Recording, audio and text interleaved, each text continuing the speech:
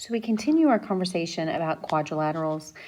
We've just finished up talking about parallelograms and what it takes to be a parallelogram. Remember that a parallelogram at best is a shape that has both pairs of opposite sides are parallel.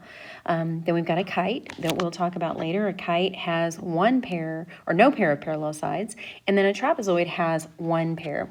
So let's talk about the different types of trapezoids that there are. Any generic, or every trapezoid has one pair of parallel sides. Those are called the bases.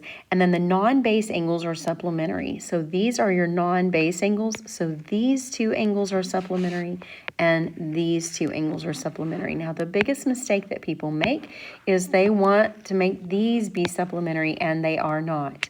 Okay, it has to be between the parallel sides. And so what you're looking for is you're looking for these C's, right? You're looking for these two angles right here. Those are supplementary, and these two angles here, they are supplementary, but not any of the other ones, the non-base angles. Okay, then we have special isosceles or special trapezoids. They're called isosceles trapezoids. Basically, they're an isosceles triangle that had the top cut off of it.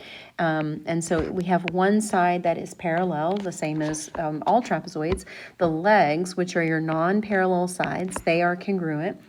When you have those two sides be congruent, when you have those two legs be congruent, what that creates is these diagonals that are congruent. And then you have your base angles. They are congruent. So these are your base angles. This is one pair of base angles that is congruent. And then you have another pair of base angles that is congruent up here, because the sides that are parallel are called your bases. The non-parallel sides are called your legs. The last thing that we have that we know about a trapezoid, we've talked about the mid-segment of a triangle. The mid-segment of the triangle was half as long as the base. So if this was 8, then the mid-segment would be 4. It's parallel to the base, and it's half as long, and it connects the midpoints of the opposite sides. Well, the mid-segment of a trapezoid does the same thing. It connects the midpoints of the opposite sides, so we have these two pieces are congruent. We have these two pieces are congruent, so P and Q are our midpoints. It's also parallel to AB and CD. Now, here's what we know, is that the top plus the bottom,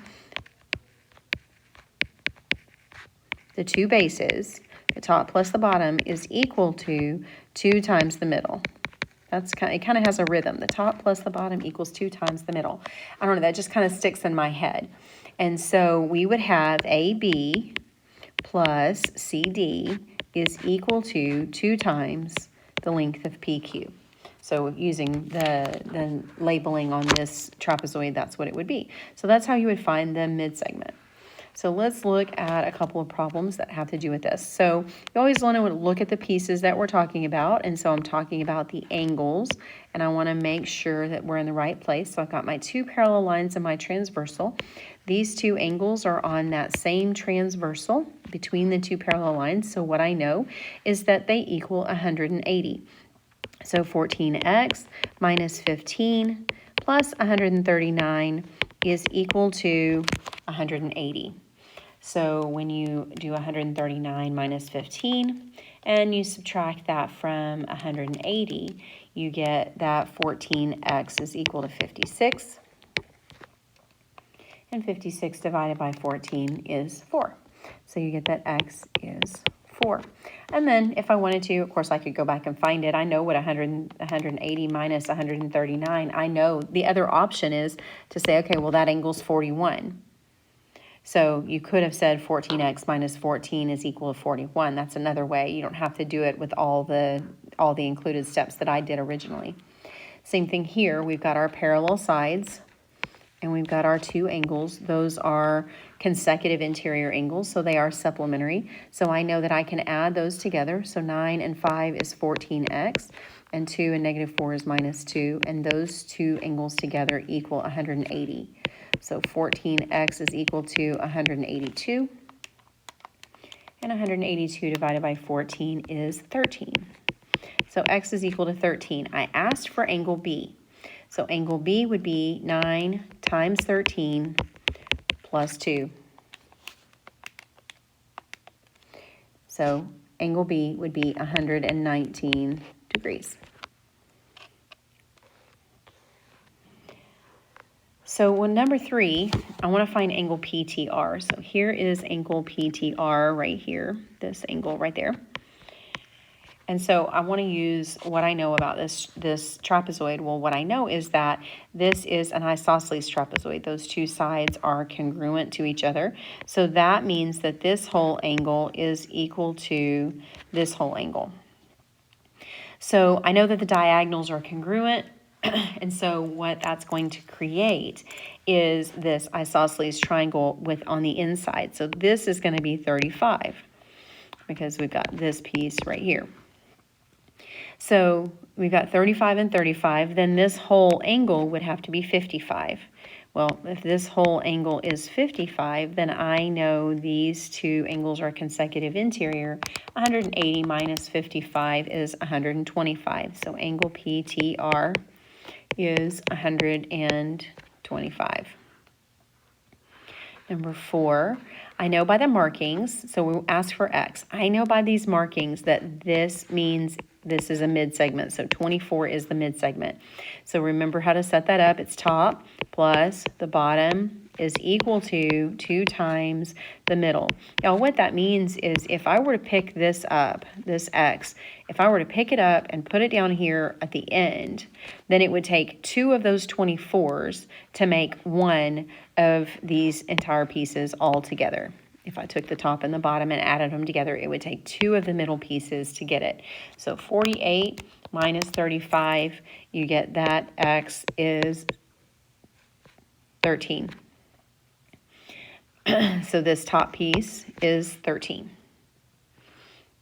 And you can see 13 plus 35 is 48, which is 2 of the middles.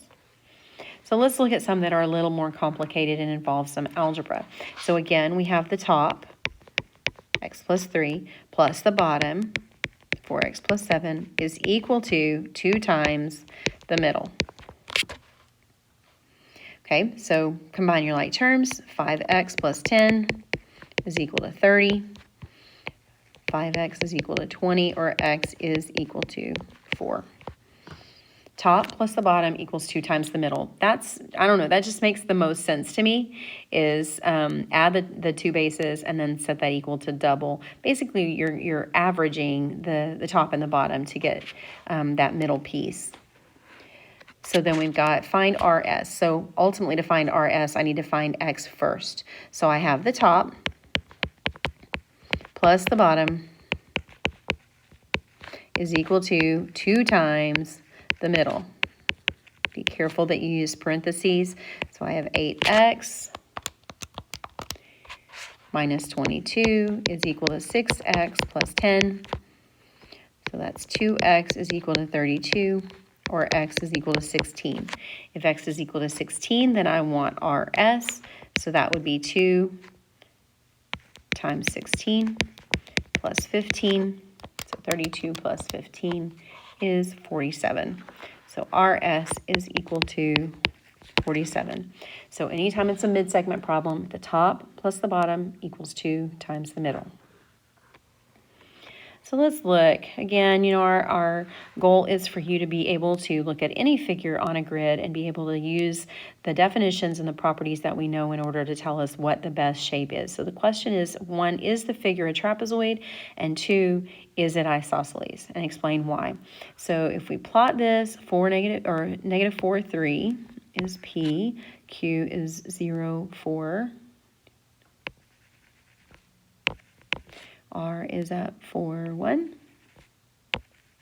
and S is at 4, negative 3. So if I draw this in,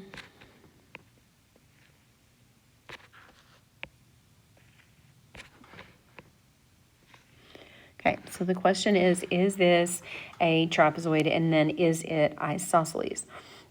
So one of the things that we know that we need to look for is we need 1 pair of parallel sides. So visually, I can see that it looks like QR is parallel to PS. And so I need to test that first. So QR, the slope of QR would be down 1, 2, 3 over 1, 2, 3, 4. So the slope of QR is -4/3. The slope from P to S, 1, 2, 3, 4, 5, 6. 1, 2, 3, 4, 5, 6, 7, 8. So we have the slope from P to S is down 6/8.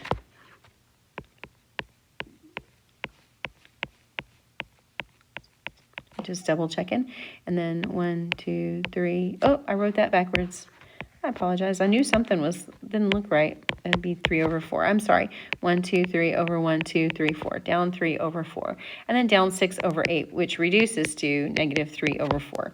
And so you can see that QR is parallel to QR is parallel to PS. So we do have one pair of parallel sides. Therefore, it is a trapezoid. So yes, it's a trapezoid, but is it isosceles? Well, in order for it to be isosceles, PQ, so we would have to say then is PQ equal to or congruent to RS?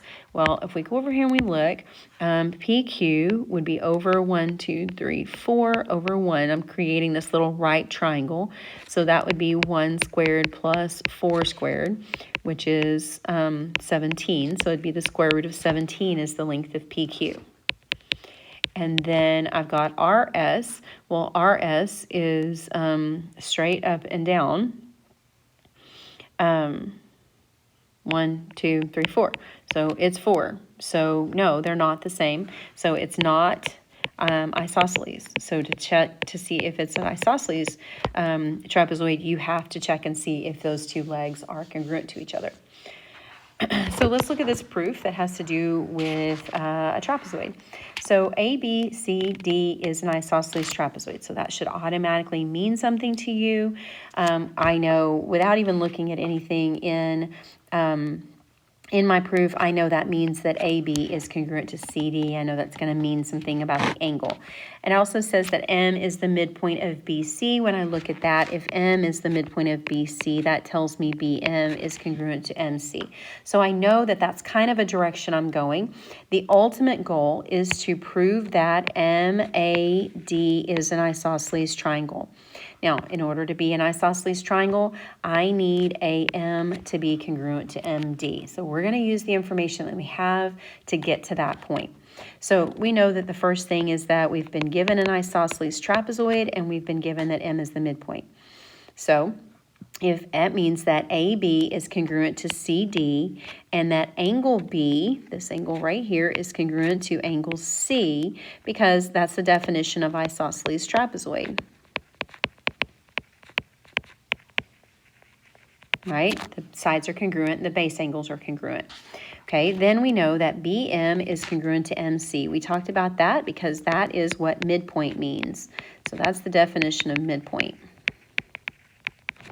And then now we've got enough to say that those two triangles, those outer triangles, these two triangles are congruent to each other. So I can say those two because I have the three pieces that I need. So those two triangles are congruent because there are two sides with an included angle.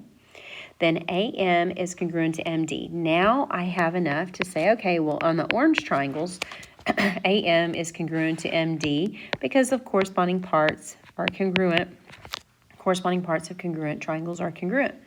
Therefore, that means that MAD must be isosceles because of the definition of isosceles triangle. So we have the definition of isosceles trapezoid, and then we have the definition of isosceles triangle. So we've got two kinds of trapezoids. You've got your basic trapezoid, and then you've got your special one, which is isosceles. What's important is remembering which angles are supplementary, and then remembering that the base angles are congruent. That's important. And then the mid-segment, remember that the top plus the bottom, the sum of the two bases is equal to twice the middle.